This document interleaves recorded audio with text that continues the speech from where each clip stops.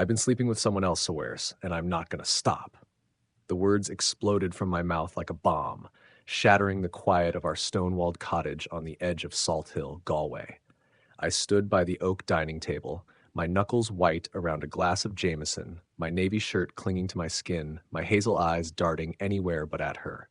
The clock on the mantel, a weathered heirloom from my nan's cottage in Connemara, ticked toward 7 p.m. Each second a sledgehammer against my chest. Saoirse, my partner of 3 years, froze in the doorway, her auburn hair damp from the Galway drizzle, her satchel slipping to the flagstone floor with a dull thud. Her green eyes, usually warm like moss after a spring rain, widened in shock, as if I'd just torn the world out from under her feet. "What the hell did you just say?" Her voice was a whisper, barely cutting through the distant roar of Galway Bay, but it carried a tremor that twisted my gut like a knife. I swallowed, my throat tight as a noose. I need you to hear me out, Saoirse. Please, sit down." The wind outside rattled the leaded windows, carrying the salt and peat of the Atlantic. The sky hung heavy, promising a storm that felt like it was already raging inside our home. Saoirse didn't move, her boots leaving wet prints on the floor, her gaze pinning me like I was a stranger caught trespassing. The table was set with shepherd's pie, her favorite, made from Mam's recipe, the aroma rich and comforting. A bottle of Sauvignon Blanc chilled in a silver bucket I'd borrowed from Mrs. Kelly next door, and candles flickered, casting soft light across the room. I'd meant it to be a gentle setting, a cushion for the truth, but now it felt like a cruel mockery, the candles laughing at my stupidity. I hadn't planned to blurt it out like that. For weeks I'd been rehearsing, crafting softer words to ease the blow, but the secret had been gnawing at me, a splinter festering under my skin. I wasn't in my usual jeans and faded jumper tonight. The tailored navy shirt, sleeves rolled to my elbows, and my dark hair swept back with care, were deliberate choices. Not to charm her, but to signal a shift, to test waters I'd already plunged into headfirst. Finn Crawley, a 32-year-old lecturer at the university where I worked as an IT technician, had been whispering in my ear for months. "Liam, you're young, mate. Life's not a dress rehearsal. A relationship shouldn't clip your wings. A spark from someone new, it'll wake you up, remind you you're alive." I'd laughed at first, brushing off his words, loyal to Saoirse's quiet strength, her late-night rants about medieval manuscripts, our shared dreams of opening a bookshop on Shop Street or sailing to the Aran Islands. But Finn's ideas took root in the quiet moments, when Saoirse was buried in her research at the university library, her focus leaving me feeling like a ghost haunting our own home. Was it fair to crave more? No, but fairness wasn't what I was after anymore. I wanted to feel seen, desired, electric. Anything but the steady, predictable hum of our life together. So, I'd planned this evening with precision. The shepherd's pie was still warm, the wine chilled, the candles casting a glow meant to soften her. I wanted her calm, disarmed by routine before I dropped the truth. But my opening line had detonated that plan, and now the cottage felt like a battlefield, the air thick with her shock and my regret. Her voice sliced through my thoughts, sharper now. "Who is she?" My fingers tightened around the glass, nearly cracking it. "Aoife," from the campus cafe. Saoirse's lips parted, a sharp breath escaping like a hiss. "The barista? The one with the tattoos and the attitude? You're throwing us away for her?" "It's not throwing anything away," I said too quickly, my voice unsteady, like I was trying to convince myself as much as her. "It's not love, Saoirse. It's not about leaving you. I need something for me." She laughed, a brittle sound that echoed off the stone walls like glass shattering. "For you, Liam, we've built a life here. 3 years, this cottage, our plans. Jesus, we talked about kids last month, and you're risking it all for a fling with a girl who pours your coffee?" "It's not a fling," I said, the words tasting like ash in my mouth. It's about feeling alive again. I've felt invisible, Saoirse. Not unloved, but like I'm just part of the furniture. I'm 28. I don't want to wake up at 40 wondering what I missed. Her eyes narrowed, glinting with something dangerous like a storm cloud over the Burren. "And Finn's been filling your head with this shite, hasn't he? The great philosopher of the lecture hall, telling you to chase thrills like some Egypt in a pub?" I flinched, but I pressed on, my voice low, almost pleading. "Finn's not wrong. Life's short. I've been thinking for a while, maybe a few months, I want to try something different. Saoirse set her satchel down, slow and deliberate, like she was holding herself together by sheer force of will. Different how? I took a deep breath, the words heavy as lead. I want to see other people. Not break up, not move out. I want us to stay together, but open temporarily. The silence that followed was deafening. Her face was a mask, her jaw tight, her eyes unreadable. Then she stepped closer, her voice low and cold as the Atlantic. You're asking me to share you? To sit here in our home while you play Casanova with some barista? It's not about hurting you, I said, my voice cracking like thin ice underfoot. It's about me finding myself. Don't, she snapped, her calm fracturing like a dam giving way. Don't dress it up like it's noble. You've already made your choice, haven't you? How long, Liam? How long have you been sneaking around? I looked away, shame burning my cheeks like a brand. A month, maybe 6 weeks. Her hand flew to her mouth, stifling a sound that was half sob, half laugh, a raw, wounded noise that cut me deeper than any scream. 6 weeks. You've been lying to my face for 6 weeks, coming home to this house, to our bed, while you're off with her? I didn't mean for it to. Stop. She held up a hand, her voice steady now, laced with steel that made my skin prickle. I need air. I can't look at you right now. She grabbed her coat from the hook, her movements jerky, like a puppet with cut strings, and was out the door before I could find another word. The slam echoed in the cottage, louder than the storm brewing outside. I stood alone, whiskey in hand, the candles flickering like they were mocking my cowardice. I'd expected tears, shouting, something explosive to match the chaos in my head. Her restraint was worse, a blade cold and precise, and I didn't yet know what it had severed. I didn't sleep that night. Our bed, with the patchwork quilt we'd haggled over at a market in Clifton, felt too vast without her. Saoirse had locked herself in the study, her books and papers a fortress, the door a wall between us. I'd thought confessing would free me, like I was reclaiming a piece of myself from the monotony of our life. Instead, the cottage seemed to hum with unease, the wind outside whispering accusations through the cracks in the stone walls. I lay there, staring at the ceiling, the shadows of the candles dancing like ghosts, my mind replaying her face, those wide eyes, that broken laugh. By morning, my phone buzzed with a text from Finn. She didn't lose it? That's your cue, mate. She'll come around when she sees you're still a catch. Be bold. I wanted to believe him, needed to believe him. I dressed sharper than usual, a charcoal jumper, fitted jeans, and carried myself taller, like I could outrun the guilt. At the university, where I spent my days fixing servers and troubleshooting Wi-Fi for distracted academics, the world felt vivid, like I'd turned up the saturation. Colleagues' smiles lingered a little longer. Conversations in the break room sparked with an edge I hadn't noticed before. Then Aoife texted, her words like a jolt of electricity. Saw you in the quad today. Looking fierce.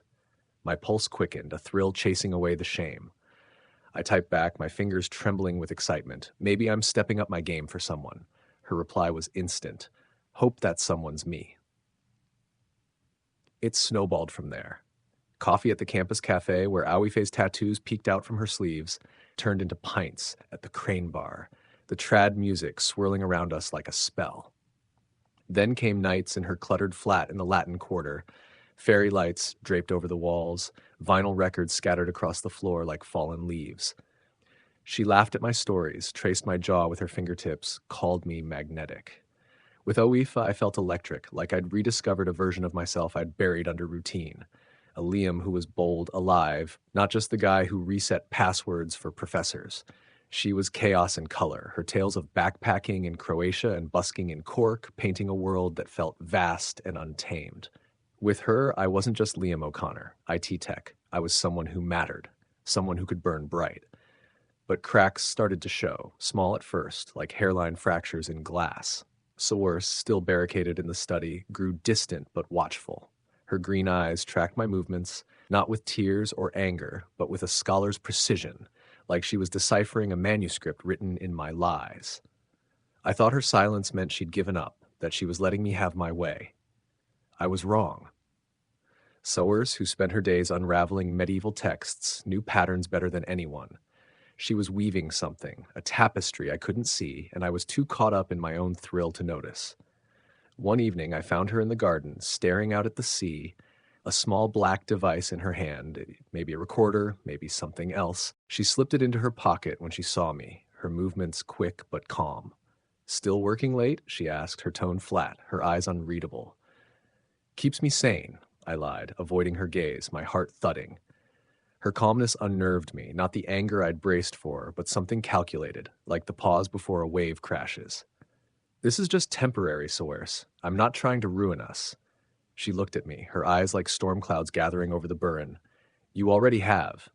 Her words landed like a punch, but I brushed them off, clinging to Finn's mantra of boldness, to Aoife's laughter. I told myself I was in control, that I could have both, the stability of Saoirse and the fire of Aoife. I was a fool. Weeks blurred into a month, then 2. My nights with Aoife grew reckless, each one a defiance of the guilt gnawing at me. We kissed in alleyways behind Quay Street, the cobblestones slick under our feet that had the thrill of being caught spiking my blood. We spent a weekend in Dublin, dancing until dawn in a basement club, the Liffey glittering outside like a promise.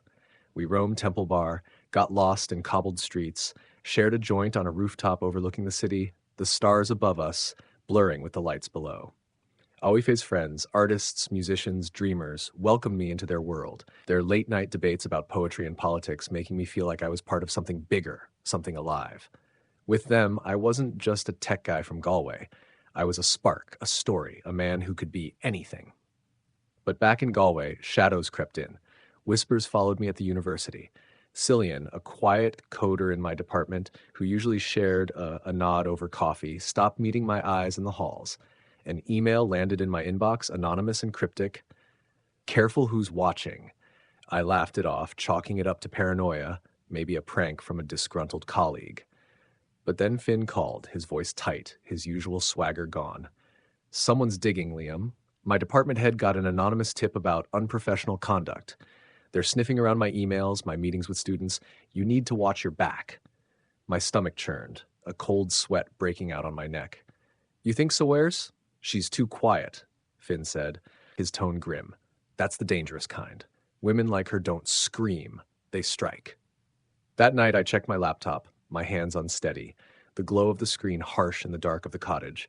A new folder, Liam Scorm Private, had appeared on my desktop. Inside were screenshots, texts with Aoife, flirty and damning, location logs from my phone's GPS, pinning me to pubs and hotels, a photo of us at a bar in Ayr Square, our heads bent close, her hand on my arm. There was even a file, timeline.xlsx, mapping my movements, dates, times, places down to the minute. My breath caught, my heart hammering like a drum. This wasn't a jealous girlfriend's work. It was meticulous, surgical, like a case built by a detective. I deleted the folder in a panic, my fingers clumsy on the keys, but the truth sank in like a stone. Saoirse knew everything.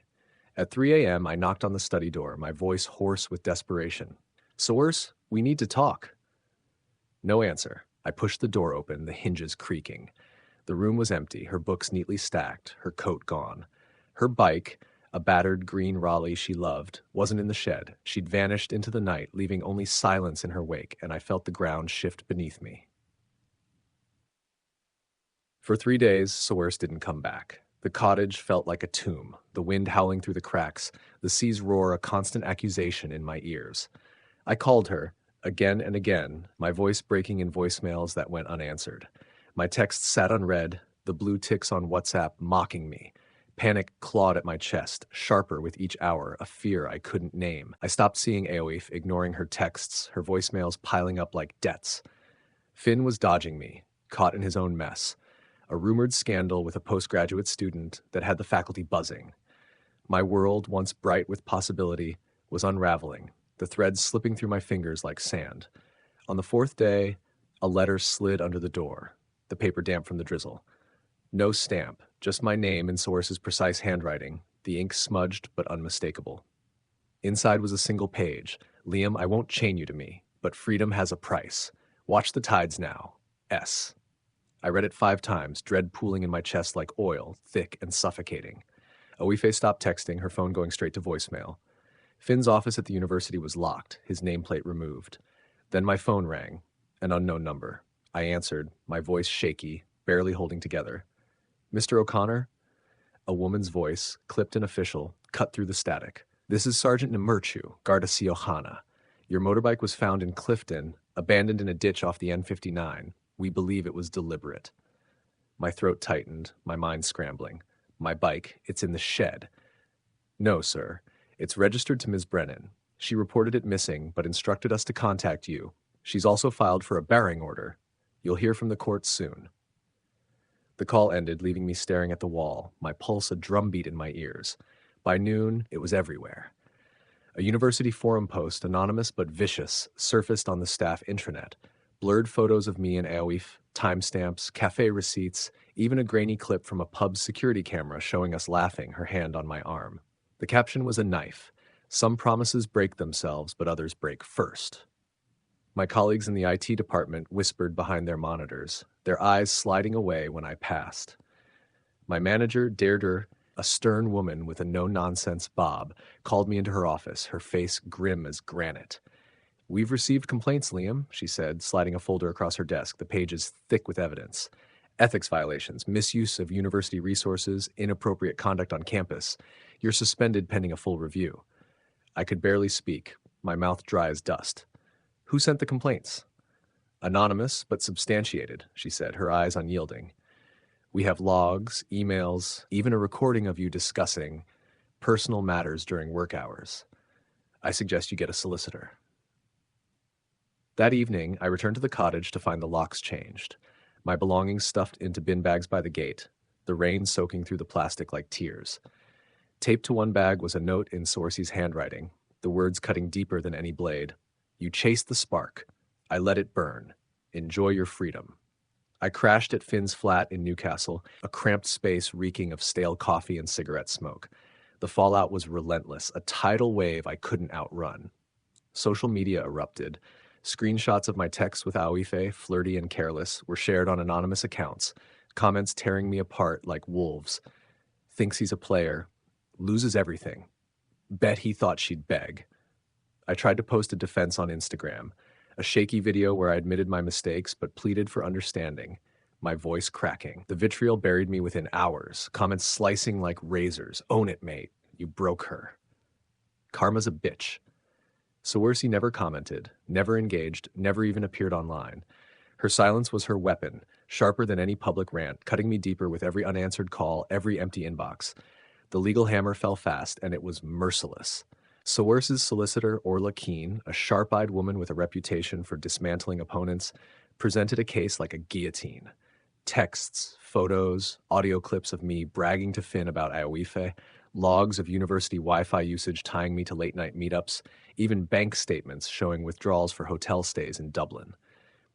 At the hearing, Saoirse sat still, her face unreadable. Her auburn hair pulled back in a tight bun that made her look like a statue carved from stone. I tried to explain, my voice breaking like a child's. "I didn't mean to destroy us, Saoirse. I was lost." Orla's gaze was steel, cold and unyielding. "You didn't destroy her, Mr. O'Connor. You abandoned her. She simply held up a mirror." The judge, a gray-haired woman with a weary expression, ruled swiftly. No shared assets, no reconciliation. Saoirse's statement was brief, delivered in a voice steady as the cliffs of Moher. "I didn't lose a partner. I lost someone who was already gone." I looked at her, searching for anger, pain, anything to grasp onto. She was a wall, her green eyes fixed on the judge, and that hurt worse than any outburst could have. It was final, absolute, a door slammed shut forever.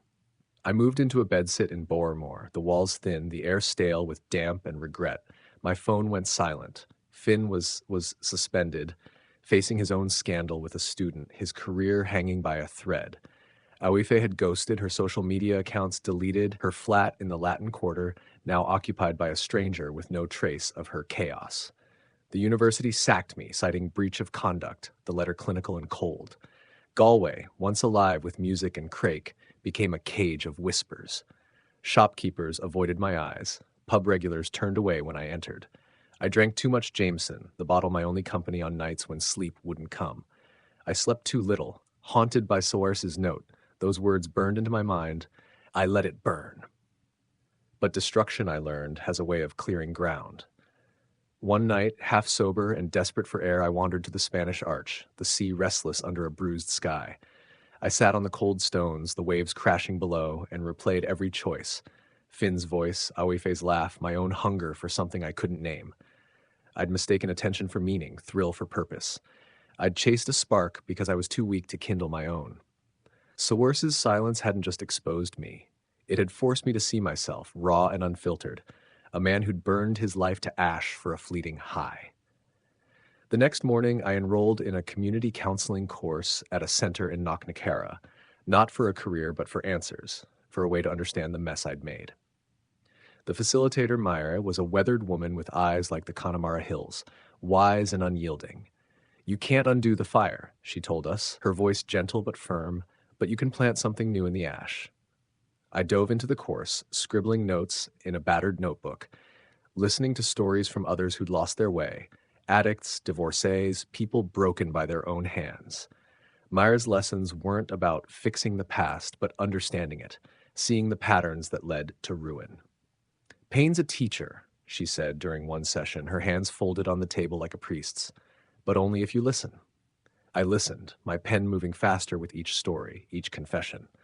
I started seeing my own choices as patterns, seeking validation from others, fleeing discomfort, chasing highs to mask the quiet ache of self-doubt that had always been there, lurking beneath the surface. I began volunteering at a youth center in Salt Hill, teaching basic computer skills to teenagers who reminded me of my younger self, restless, searching, teetering on the edge of bad decisions. They were a tough crowd, their trust hard won, but their small victories lit something in me. Declan, a lanky kid with a quick temper, mastered a Python script after weeks of cursing at the screen.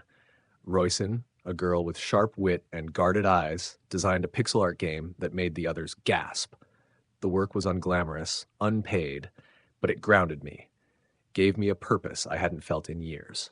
I stopped drinking, the Jameson bottle gathering dust on a shelf. I started running along the prom, the sea air clearing my head, the rhythm of my footsteps a counterpoint to the chaos I'd left behind. The youth center became my refuge, a place where I could be useful without pretense. I bonded with the staff, especially Niam, a social worker in her 40s with a dry wit and a knack for cutting through bullshit. You're not here to play savior, she told me early on, handing me a tangle of cables to sort. You're here to show up, that's enough for now. Her pragmatism was a lifeline, keeping me from drowning in self-pity. One afternoon, Nam pulled me aside after a session, the kids' laughter echoing in the hall. You're good with them, Liam, she said, nodding toward the group packing up their laptops. They listen to you because you don't talk down. Where'd you learn that? I hesitated, the truth heavy on my tongue. Screwed up my life pretty spectacularly, learned what not to do. She raised an eyebrow, unfazed. Who hasn't? Question is, what are you doing with the mess? Her question stuck with me, echoing Myra's teachings. I started journaling, a habit I'd picked up in the counseling course, filling pages with reflections on my choices, my regrets, my hopes. I wrote about Saoirse, not with longing but with clarity, her strength, her silence, the way she'd protected herself by letting me fall. I wrote about Aoife, not as a villain, but as a mirror of my own recklessness, a spark that burned too fast and left only ash. I wrote about Finn, whose charm had masked a deeper cowardice, a man who pushed others into chaos to avoid facing his own emptiness. One evening, Myre assigned a reflective exercise. Write a letter to someone you've wronged, not for forgiveness, but for truth. I sat in my bedsit, the radiator hissing, the single bulb casting shadows on the peeling wallpaper. I wrote, the words pouring out like a confession to the sea itself. Saoirse, your silence was louder than any fight, and it broke me open. I chased a spark because I was too weak to kindle my own. I blamed you, Finn, anyone but me. But you didn't ruin me. I did. Your restraint, your choice to walk away, gave me a chance to face myself. I'm not asking for a reply. I just need you to know I see it now. Freedom isn't in running, it's in building. Thank you for letting me fall without crushing me. Liam. I posted it to her university office, no return address, no expectation of a response. Sending it felt like releasing a weight, not the guilt, but the need for her approval. I had to forgive myself, and that was a harder road than any apology. Months passed, and I threw myself into the youth center, expanding the coding classes into a proper program. I secured a small grant from the Galway City Council, enough to buy secondhand laptops and software licenses. The kids started calling me Mr. O, their teasing a sign of trust, a badge I wore quietly. Royson, the girl with the pixel art game, became my unofficial assistant, her sharp mind outpacing half the class. "You're not as boring as you look," she told me once, smirking as she debugged a script I'd botched. "High praise," I shot back, grinning. Her confidence, fragile but growing, reminded me why I kept showing up. These kids weren't just learning code. They were learning they could build something, anything, from their own hands. It was a lesson I was still grappling with, one day at a time. I started training as a youth mentor, a part-time course that dovetailed with my volunteering. The facilitator, Sean, a former probation officer with a gruff demeanor, was blunt but fair. "Mentoring's not about fixing kids," he said during a workshop, his voice gravelly. "It's about giving them space to fix themselves. You're a guide, not a hero." I took his words to heart, applying them to my own life. I didn't need to be a hero, didn't need to outrun my past. I just needed to keep moving forward, one step at a time. One spring afternoon, while setting up laptops at the center, I saw her. Saoirse, delivering a stack of donated books for a literacy program, her hair tied back, her presence steady as the cliffs she loved to sketch. She noticed me, paused, her green eyes assessing, not with anger but with a curiosity that caught me off guard. "Liam," she said, her voice neutral but not cold, like a breeze off the bay. I wiped my hands on my jeans, my heart thudding in my chest. "Didn't expect to see you here." "They needed books organized. I'm good at patterns." A faint smile flickered across her lips, then vanished like a wave retreating from the shore. "I got your letter," she added after a beat, her tone careful, measured. I swallowed, my throat tight. "Didn't think you'd read it." "I almost didn't." She studied me, her gaze softer now, searching for something. "You're different." I shrugged, a half-smile breaking through despite the nerves. "Trying to be." She nodded, her expression unreadable but not unkind. "Keep trying, Liam." She turned to leave, her boots clicking on the linoleum, and I watched her go, the sea breeze slipping through an open window, carrying the scent of salt and possibility. That moment lingered, not as a wound but as a marker, a point on the map of who I was becoming. Source wasn't my path anymore, but she'd been a crucible, burning away the parts of me that couldn't withstand the heat. I doubled down on my work at the center, turning the coding classes into a game design workshop, partnering with a local tech startup to bring in guest speakers. The kids thrived. Their projects, clunky platformers, text-based adventures, showcased at a community fair in Ayr Square. Ruizin's Game, a haunting tale of a girl navigating a starry sea, won a small prize, and her shy grin as she accepted it hit me harder than any applause could have. I started reconnecting with my family, mending ties I'd let fray in the chaos. My sister, Ciara, a nurse in Limerick, met me for coffee at a cafe on Shop Street, the bustle of tourists a backdrop to our talk. "You look lighter," she said, stirring her latte, her eyes wary but warm. "Like you're not carrying the world anymore." "I'm trying to carry what matters," I said, the words feeling true, solid for the first time in years. Ciara leaned back, studying me like she was seeing me anew. "Ma'am's been asking about you. She's not mad anymore, just worried. You should call her." I did that night, my mother's voice cracking with relief over the phone. "You're still my boy, Liam," she said, and I cried, not from shame but from the quiet grace of being seen, of being welcomed back despite everything. One summer evening, I took a ferry to Inishmore, the largest of the Aran Islands, on a whim, needing to feel the raw pulse of the world. The cliffs at Dun Angus were rugged, the wind fierce, and for the first time in years, I felt small in a way that was freeing, not crushing. The counseling course was done, the mentor training nearly complete. The youth center was my anchor, the kids my purpose. I'd heard rumors. Saoirse had taken a research post in Dublin, Finn had left Galway, Aoife was somewhere in Europe, but they were just echoes now, not chains binding me to the past. As the sun dipped below the horizon, painting the sea gold, I made a decision. I'd been carrying a weight, not just of guilt, but of fear. Fear of being defined by my mistakes, of never being more than the man who'd betrayed the woman he loved. No more. I pulled my notebook from my bag, the one filled with reflections from the counseling course, and wrote a single line.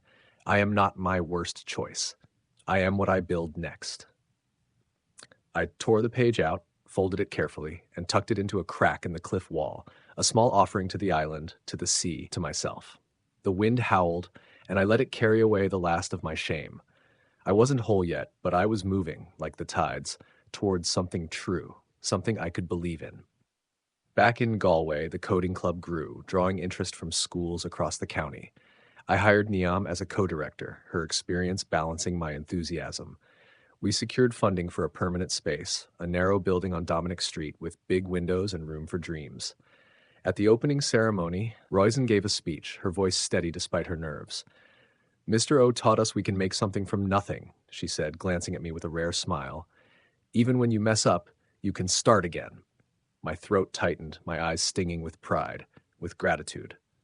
After the event, Niamh handed me a beer, her smile wry. "You're not half bad at this, O'Connor." "High praise," I said, clinking my bottle against hers, the laughter easing the ache in my chest. That night, I walked the prom, the lights of Galway twinkling across the bay like stars fallen to earth. The sea roared, and I listened, really listened. Waves didn't regret their crashes, they just kept moving, reshaping the shore with every surge. I thought of Roisin's game, the boat under stars, a symbol of hope coded from her own heart. I thought of Saoirse's silence, a gift disguised as pain, giving me the space to rebuild. I thought of my own hands, no longer trembling, ready to build, not just for the kids, but for myself. I stopped at the water's edge, the tide lapping at my boots, cold and alive. I didn't need to be extraordinary, didn't need to outrun my past. I just needed to show up, day after day, for the kids, for the life I was crafting from the ashes. The stars emerged, faint but steady, and I smiled, a real smile, the kind that felt like coming home. The sea had no answers, only rhythm, and for the first time, that was enough.